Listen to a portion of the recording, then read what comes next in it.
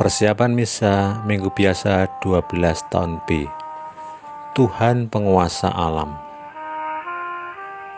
Injil diambil dari Injil Markus bab 4 ayat 35 sampai 40. Danau dan angin pun taat padanya. Kisahnya, Yesus bersama para murid menyeberangi Danau Galilea. Perahu mereka dihadang oleh badai yang menimbulkan gelombang menakutkan. Sementara itu Yesus tertidur di buritan. Para murid membangunkan Yesus, lalu Yesus meredakan angin topan. Perikop ini berakhir dengan rasa kagum para murid. Siapakah gerangan orang ini? Penderitaan yang menerpa bisa melemahkan iman, lalu jadi tergoda untuk percaya bahwa Tuhan sedang tidur. Para murid pun mengalami. Petrus takut mengaku Yesus ketika diadili. Bahkan sampai pada saat kebangkitan, para murid pun masih ragu dalam beberapa kali penampakan. Dalam perikop ini, para murid merasa Yesus tak peduli, maka mereka berteriak-teriak panik. "Guru, Engkau tidak peduli kalau kami binasa." Dengan keras pula Yesus menjawab, "Mengapa kamu begitu takut? Mengapa kamu tidak percaya?" Mungkin Yesus akan mengatakan, "Kamu sedang bersama penguasa alam." Namun mereka tak menjawab. Bacaan pertama diambil dari kitab Ayub bab 38 ayat 1 dilanjutkan ayat 8 sampai 11. Disinilah gelombang-gelombangmu yang congkak akan dihentikan.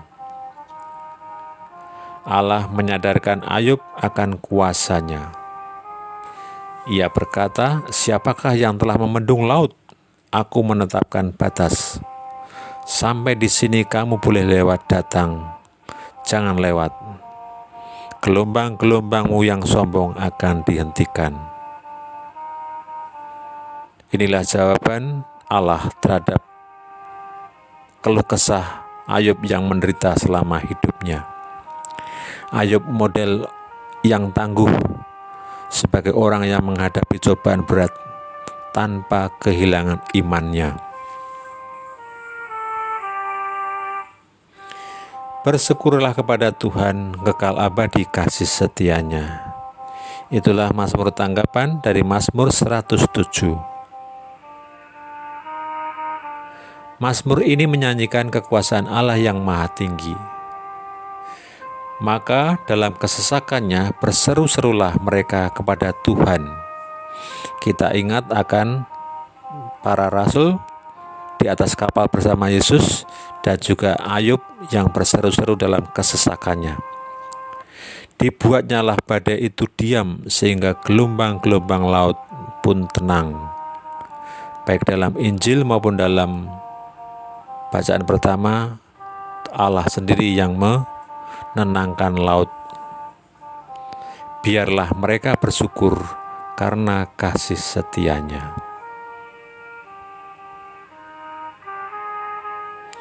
Bacaan kedua diambil dari surat Paulus kepada jemaat di Korintus bab 5 ayat 14 sampai 17.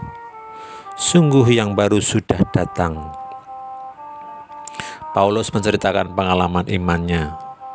Jika kasih Kristus telah menguasai, maka seseorang akan paham maksud kematian Kristus. Menurut Paulus, kematian dan kebangkitannya menjadi dasar cara hidup Kristiani, yakni menjadi manusia bagi orang lain. Berada dalam Kristus menjadikan Paulus menjadikan ciptaan baru. Kebiasaannya yang dulu menilai secara manusiawi tak dipakainya lagi. Cara baru telah datang. Pengalaman iman Paulus ini sangat mengagumkan, tetapi juga mengandung suatu tuntutan bahwa manusia, perilaku dan cara menilainya harus diubah dan diperbarui. Segala yang lama harus ditinggalkan untuk bisa membangun yang baru dalam Kristus. Dalam bacaan ini kita bisa merenungkan bahwa Paulus merasakan Allah yang peduli, Allah yang mengasihinya. Berbeda dengan para rasul di atas perahu tadi, dengan Nabi Ayub yang menyatakan keluh kesahnya sepanjang hidupnya, merasakan Allah yang abai. Perutusan. Berkat santapan sabda, gereja mohon diperteguh rasa hormat dan kasihnya pada Yesus, sebab kebersamaan dengannya selalu mendatangkan bimbingan yang mengarahkan hidup gereja. Bandingkan dengan rumusan doa kolekta.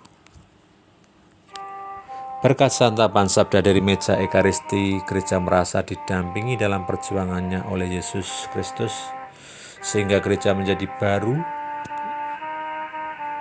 dan makin mendekati keselamatan yang dijanjikan. Bandingkan dengan rumusan doa sesudah komuni.